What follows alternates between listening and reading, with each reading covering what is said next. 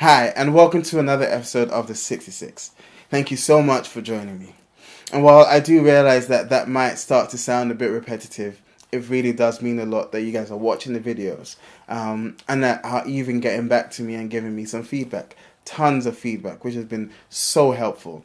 Most recently, shout out to Marie, shout out to Angela. Again, your feedback has been priceless, and it really does encourage me to see that the videos are being watched. And when you guys give feedback, it's incredibly helpful. So thank you so much. But enough of that. Let's get right into it. So in the last episode, we came up to day 7. We finished the creation week, essentially. But instead of just moving straight on, I wanted to take a moment to talk about a few things, because it was pointed out to me by the missus, by my wife, that it could actually appear that I was trying to use science to create some sort of coincidences occurring and draw those in alignment with the creation story that the Bible presents. But that's not necessarily what I was trying to do. So I just want to take a few minutes to talk about what I was actually trying to do and what I tend to try and do when I'm doing these sort of studies or talking about these sort of things. So that's what this video is going to be about, and if there's enough time we might just move on to chapter 2 of Genesis. But yeah, so if you go back to my first video, the principles of study, one of the things that I say guides my studies is this idea that perfect absolutes are reversible. So what that means in this context, I'll use the proverb, and I'll put the proverbs up right beside me. But a proverb that suggests that in as much as we understand what goes on in a mother's womb during conception of a child, we understand what God does. So the Bible is drawing this parallel, this correlation between our ability to understand the ongoings in a mother's womb during pregnancy to our ability to understand what God is doing. Now, when this proverb was written, I maybe venture to say that the extent of the Hebrews' knowledge of pregnancy, scientifically at least, was the duration. And I say that because of this. So if you look at the numerical value of the word pregnancy in Hebrew, I'm going to butcher this word, but I think it's herion or something like that. It's 271. And when I say numerical value, these are properties that the original languages had, where the alphabets, the language, the alphabet of the language actually has a numerical value as well. So like the aleph would be 1, the aleph being the equivalent of A in the English language, also has a value of 1. So when you take up the letters that make up the word pregnancy in the ancient Hebrew, it comes up to 271. And you might realize that that's the standard period of pregnancy, 271 days, 9 months, 40 weeks, I think, or something along those lines. But essentially, I could guess that was the extent of their knowledge. Now, compare that to now, we have far more advanced technology with tools like ultrasounds and MRIs. We're able to visualize the baby as they are born, as they are growing in their mother's wombs. We're able to visualize to such depth as to even see blood flows and see the direction of flow to and from the baby, see the organs, etc. So if I'm to use that correlation and say, at the time the proverb was suggesting that it's difficult for man to understand God, and that goes without saying. It's an infinite God. It's almost impossible for finite man to understand the infinite. Quite simply because of those two paradigms. We are finite. However, we're able to draw this correlation to say, look, you guys don't even understand what's going on in a mother's womb. How much more would you understand the works of God? And if I'm to then flip that, I could say, in as much as you understand what's going on in the mother's womb. So in as much as your technology affords you knowledge of what's going on in the mother's womb, that same technology could afford to you knowledge of what God is doing. And that's the approach that I sort of had, in the sense of our technology now is so much more advanced than what they had back in the times of the Bible. And that shouldn't be used to cancel the idea of God. That shouldn't be used to deny the idea of God. And I find it interesting that the very progenitors of modern science as we know it, Newton, Pascal, they were all actually Christian.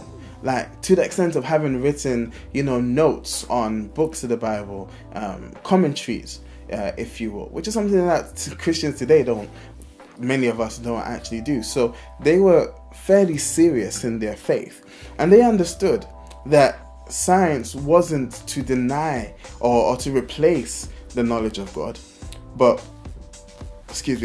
was merely to help us understand, to help us marvel at what he's done, to help us respect what he's done.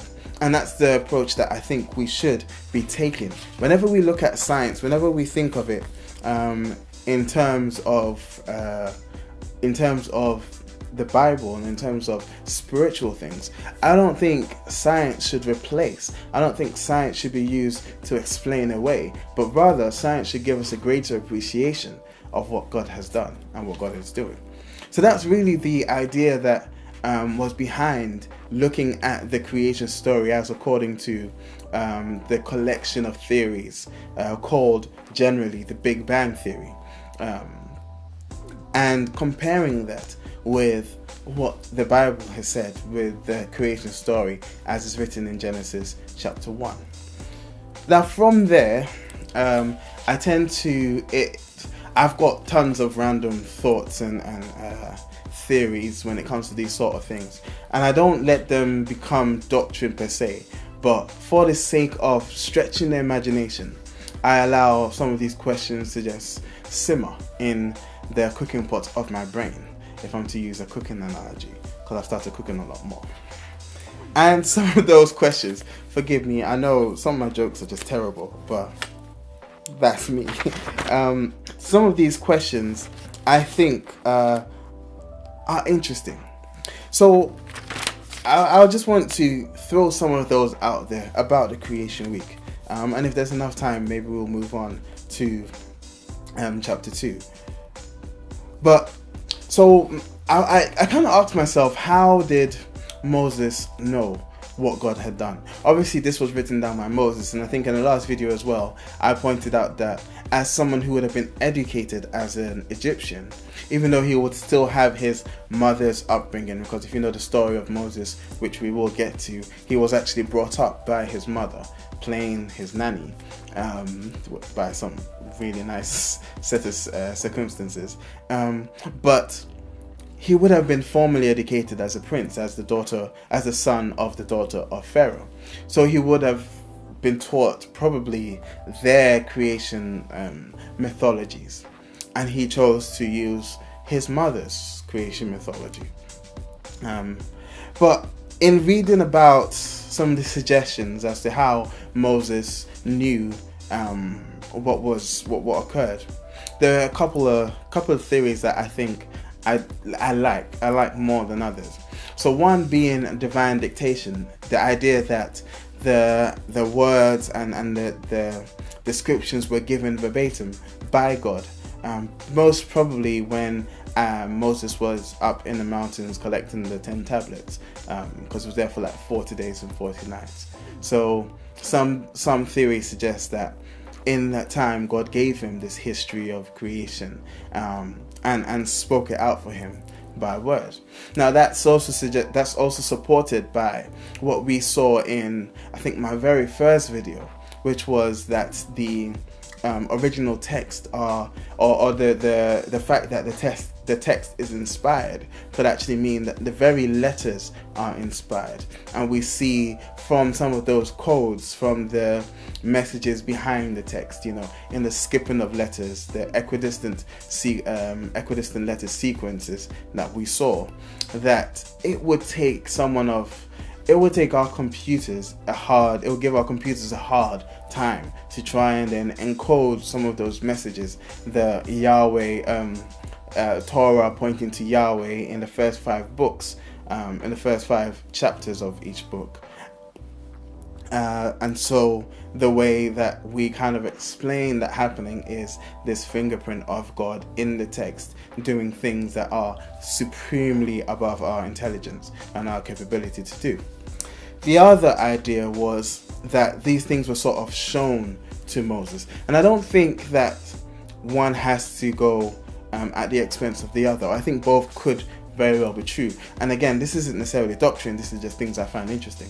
But the fact that maybe whilst Moses was up there, God showed him in like a vision what was happening. And in him seeing and writing down these things, he was again inspired to write the way he wrote. However, he's just seeing this from like a third person's perspective, watching this vision of or this reenactment of the creation of the world. So if either of those are true, he might have been seeing things that he wouldn't understand.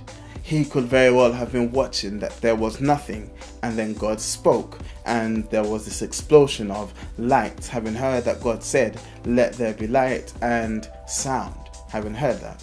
So he could have just been watching it and writing down in the words and in the vocabulary that he has the things that he's seeing, which could be difficult to do if he didn't have the science that we have today or the understanding of the universe that we have today, which is limited in and of itself. But if that's the case, then there are some things that I think are interesting. So he said, "Let there be light," and when having said "let there be light," we recognize that I think it's not until day 3 that the sun is actually created. So from day 1, let there be light. What was that light? And this explosion that occurred, what were those explosions? So again, I'm going to try and use our understanding from the science that we have today to see if I can understand any better what God was doing at the time.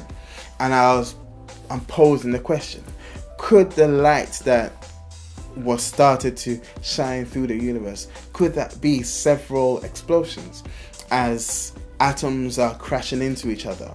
Or could that be what we observe or what we theorize are thousands of explosions? Could it just be that atoms were starting to fuse and atomic reactions were occurring? And could that be the light that was spoken of long before this star that was mentioned? I'm just throwing questions out there right now. The next question was, God separated the light from the darkness. Now, the darkness, I noticed that word darkness, I think it occurs like 51 times, I might be wrong, but the other places it occurs is when it comes over Egypt during the plagues. So again, skipping ahead, and we'll get there.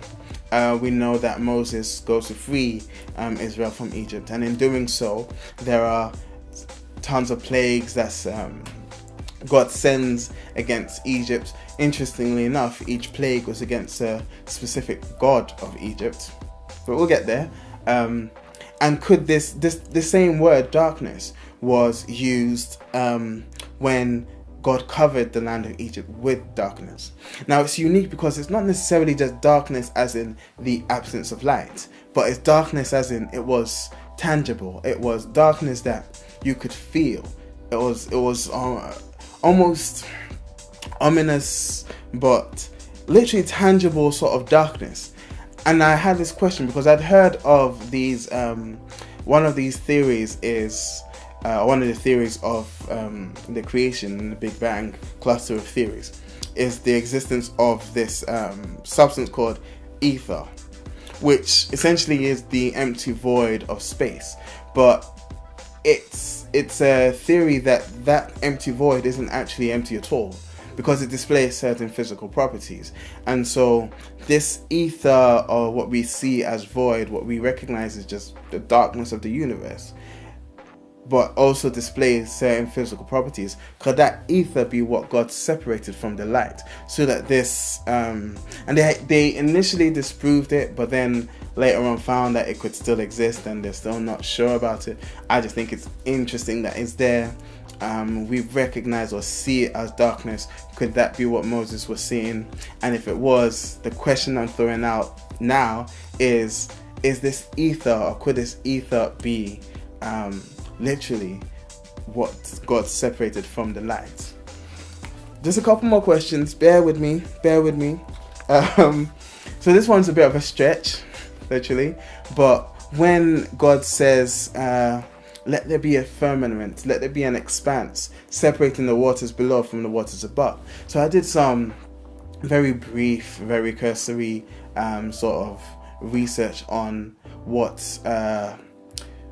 gives the earth its atmosphere, because that's essentially what that firmament was the atmosphere, the separation between the waters above that form the sky, the ozone layer, the clouds, and the waters below that form the seas and etc. And I was reading about it, and there was some information on how it's partly due to gravity and the gravity of the earth that gives it this atmosphere. Now I say it's a bit of a stretch because there are also like really good, really smart creationists that are also scientists that believe that the earth was actually covered by a canopy, which is the other word that this expanse of firmament could mean, is a canopy sort of covering. And so there's this canopy theory. I might go into it later on, it's a bit fringe, but I also thought it would be interesting if the firmament, the expanse, again, Moses not having the vocabulary for it, was that God creating gravity on earth. And the reason that kind of sticks out to me more is after that, the waters of the seas gather together, and the waters of and then the land appears and also gathers together, and that's also governed by gravity, as we know it. Like there's the behavior of the seas and stuff is also governed by gravity, the gravity of the earth and the moon's effect on the earth as well. So could that just be another rock that was gathered together? And could all of this be as a result of God creating gravity? So could that expanse, that firmament, be gravity? Again, I don't really know, and it doesn't really matter. However, it's interesting. And yeah, that then leading to the earth being in a perfect state for the creation of organisms, simple, multi-celled, complex-celled vegetation, and how those all line up with what occurred in the Bible and in the various days of the Bible. So I just had these interesting thoughts, and I just wanted to reassure you guys, as I reassured my wife, that I'm not trying to explain away what God has done with science, but rather I am trying to use science to gain a better understanding of what God has done, and thus have greater respect for what He has done. If the whole earth screams His glory, our way of understanding how the earth does that could be what science affords us. So I don't think there's any harm in searching it as such. But I'm trying to keep these videos shorter, so I think I'll cut this one off here. In the next video, we'll go into chapter 2 a bit more, where we have this it's interesting how it's arranged, because God goes from the 7 days in chapter 1 to focusing back in on day 6 and the creation of man and how He does it, and we see how man is unique even from the moment of his creation, even the manner in which he's created. So that will be the next video. Yeah, again, thank you guys so much for joining me. Do you guys have any questions? Does anything spark your interest when it comes to the story of creation? If it does, let me know. Like, I love these things, because I feel like it just gets us thinking about God and recognizing how incredible He is all the more. And we don't necessarily even have to be right. Like science, I think science will eventually catch up to the Bible to where it perfectly aligns with the Bible, and then they'll be like, oh, okay, maybe your God was true, but by then it might just be too late. But we'll get there. But no, thank you guys so much, seriously, for watching. I really do appreciate it. And I'll see you guys in the next one. Take care and stay blessed.